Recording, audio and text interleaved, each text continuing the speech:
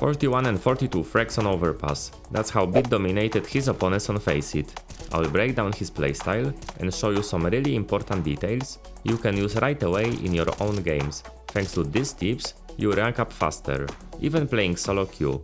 I will show you an awesome set of nades for taking A side. Right after the round starts, Bit pulls out a smoke, aims here, holds both mouse buttons, and throws it just before reaching this wall. Then he instantly takes out a Molotov, aims here, and does a jump throw as he hits the second side wall. The smoke lands in front of the fountain, and the Molotov lands at the playground. I suggest you practice these nades because if you throw the smoke too far to the left, it won't land properly. A teammate showed a slightly different lineup for that smoke. You can test both and see which one feels easier for you. As you can see, this smoke also lands perfectly.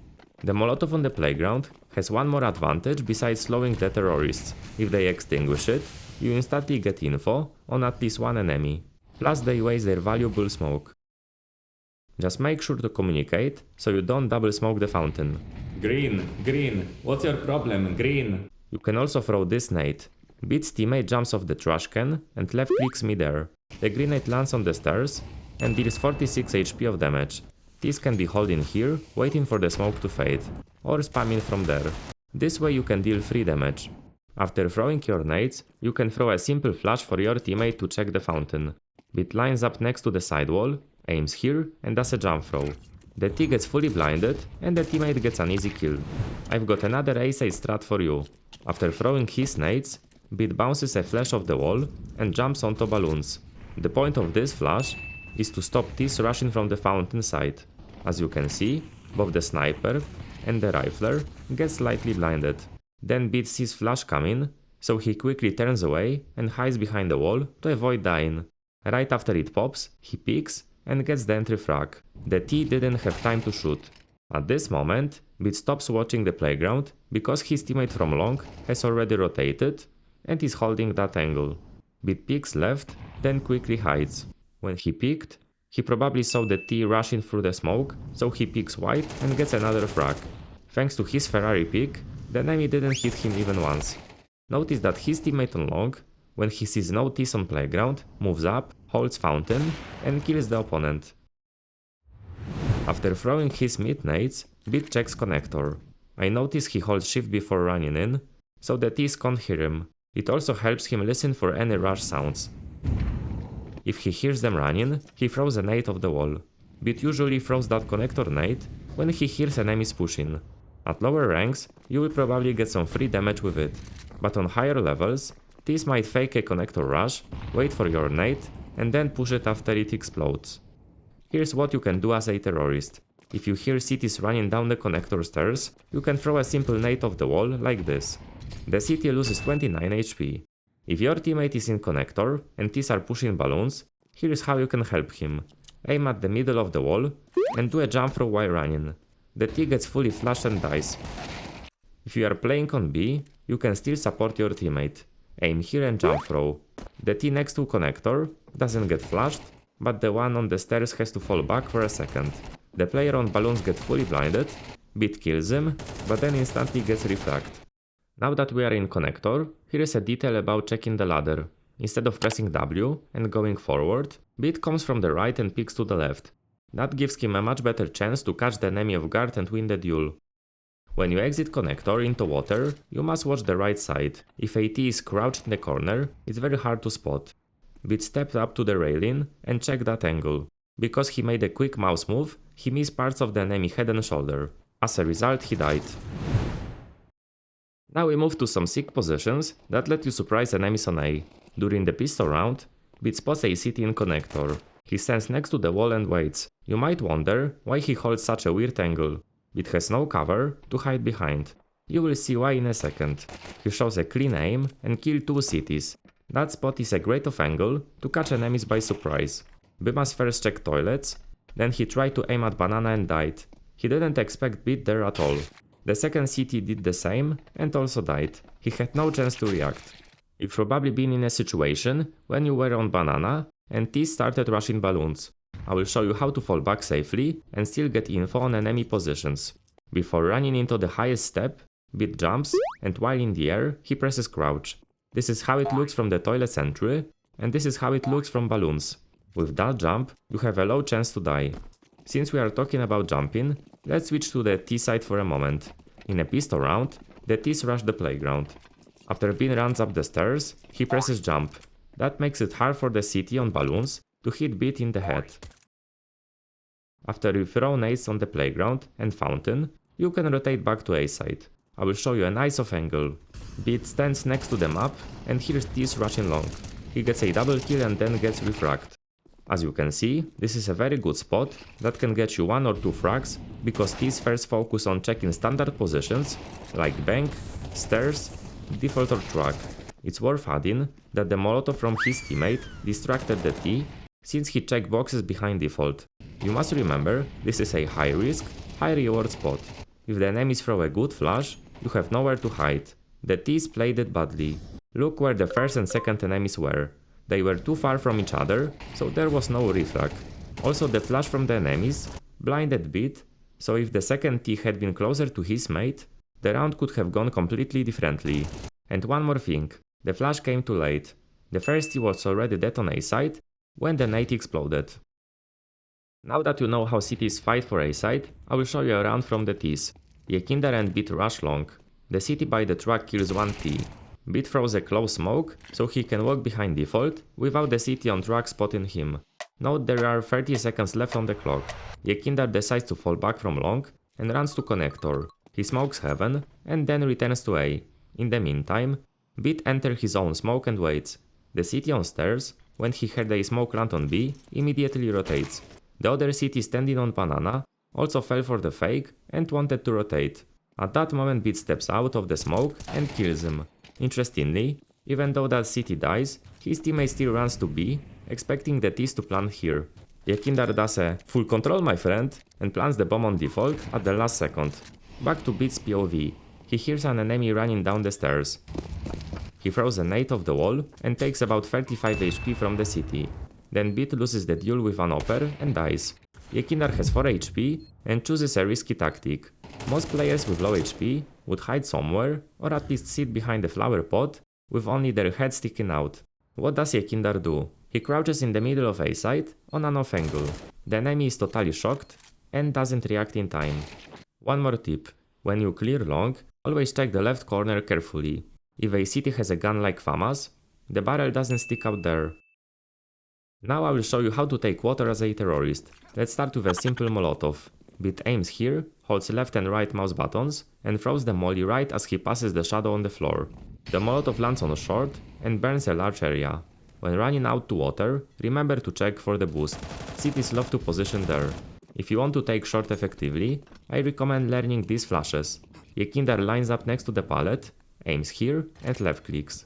Then he aims a bit more to the left, runs forward and throws another flash. Notice how the first flash lands shallow to blind any CTs playing close on water, while the second one pops deeper, perfect for blinding anyone who fell back to short. Bimas wanted to check water, but got hit by the first flash and instantly hit, allowing Beat to rush in and get the entry frag. In terms of timing, Yekinder threw the first flash at 1:41, right as the molotov in pipe was about to fade.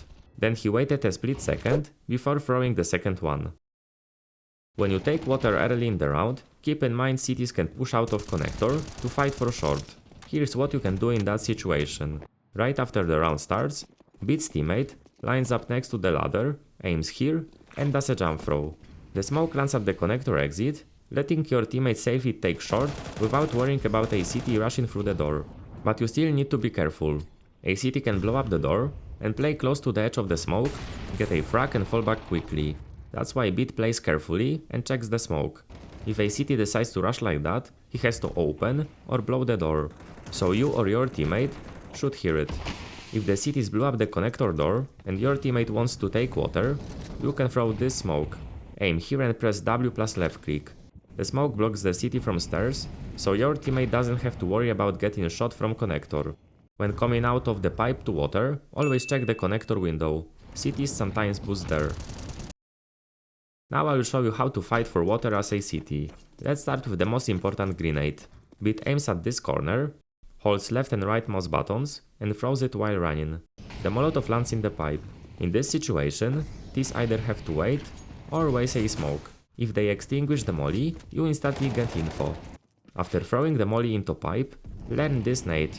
Jump on the sandbox and throw it mid-air. As you can see, it takes 46 HP of beat. I recommend practicing this nade. If your crosshair is too high, the grenade might bounce wrong. Also remember, if you throw it too early, you will just waste it, or even help the T, because for a split second, he will see if there is a city close by. That's why this nade works best in two situations. First, around 143, when you know this usually extinguish the molly and rush pipe. Or 1 second before the molotov fades. These often wait for the fire to disappear and then push water. If you want to be unpredictable, sometimes throw this nade a bit earlier instead of waiting for the molly to fade. That way, the T loses about 20 HP. Then Yekinder wallbangs through wood, expecting the Ts to extinguish the molly and rush. If you don't have a molotov, you can still throw just the nade. As you can see, Beat takes 52 HP damage. That's why if you know cities often nade the pipe early, it's better to wait a few seconds before approaching. If the Ts extinguish the molly, you can throw this grenade. The city bounces the nade off the wall with a left click. This way you can check if a T is hiding behind a smoke. If the terrorists often take water early in the round, then besides the nade from sandbags, your teammate can throw one from connector. Aim here and left click. As you can see, the T loses 32 HP. If you combine both grenades, the terrorist takes a lot of damage. In round 11, Beat shows a simple grenade. He positions next to the wall, aims here and left clicks. The nade blows up the connector door. Thanks to that, when you jump, you can see the terrorist is rushing up connector early and give info to your teammates on A. Now I will show you some epic B-side boosts. Beat boosts his teammate near wooden plank. Before jumping up, Yekinder throws a molly on short, so no T can rush and kill them. Notice how Yekinder jumps, not from the right side, because then the T on water could spot him. Thanks to this boost, he gets a frag. It's worth mentioning that after 2 shots, Yekinder hides for a moment, to not stand in one position for too long, then repicks. As you can see, Bimas had no idea where he was getting shot from. If you want to surprise the terrorists even more, you can ask one teammate to jump from sandbags, while another boosts you on the bridge. That's exactly what Bimas did. Payback for the first half. From Beat's POV, he saw a CT jump spot from sandbags, and kept watching that angle, expecting another jump. When he tried to check short, Bimas killed him from the boost. He never expected CTs to boost there. That was a 1000 IQ bait. But the round isn't over yet. After killing Beat, Bimas drops down and asks to be boosted again. This time on the right side of sandbags. That gets him another frag. This boost has several advantages compared to the standard one on the left side. First, many players know the classic version, so Ts checking water are usually pre-aimed for that spot. The pillar boost is much more uncommon, great for catching them off guard. Second, if Ts see you boosted behind wood, they can wallbang your teammate if he is standing poorly. The fix is to crouch more to the left, like in round 16. If the Ts see you boosted next to the pillar, there is a lower chance they will wallbang your teammate through the wood.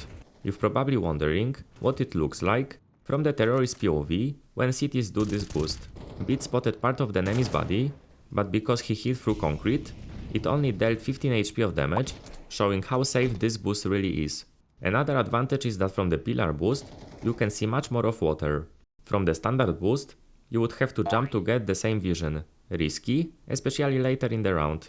Also, Beat can quickly fall back behind the pillar and repick, for example when he sees a flash incoming. On the regular boost, he would have to drop down, otherwise he would get wallbang through the wood. Now let's move to monster control on the T side. If you want to check whether a city is holding the right side of monster, hack the left wall. This way, Beat can see the city's legs and easily shoot him, while the city only sees a few pixels of Beat, making it much harder to hit. A few seconds later, Beat hides behind the barrel, watching monster. He spots the city's legs and body, while the opponent literally sees nothing. Only when City crouches, he finally spots Beat, but he has no chance to react and gets killed. These are tiny details that can win you more duels. Now I will show you a play that surprises opponents. A City throws a molotov into pipe, and Beat positioned behind the flames. Then Yekinder flashes for him. Notice that Beat doesn't wait for the molly to fade. He runs straight through the fire, killing the City near toxic. The City is fully blind and has no chance. It's best to throw the flash a bit more to the left, because as you can see, Beat was also blinded. In round 18, Yekindar spots a city on the right. Beat reacts instantly, asking for a flash on monster. Yekindar lines up next to the vertical pipe, aims here and left clicks. Beat picks and easily kills the fully blinded city. It's worth noting that Beat first aimed to the left, expecting the second enemy to be nearby, ready to help his teammate. The city made a mistake by running from side to the left side, after the smoke on monster had already faded. If you don't like memorizing lineups, you can throw this simple flash. Teammate aims at the center of the smoke, presses W plus left click, and then throws another one. The city gets blinded and dies.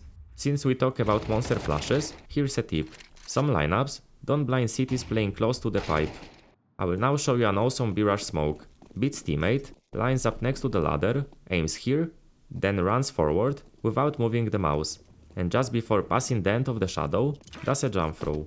The smoke lands quickly on heaven, just as the T's start running out of monster. Click on the video on the screen to see Frozen's analysis on Ancient. Write in the comments which pro player you would like to see next and on which map. See you in the next one. Bye!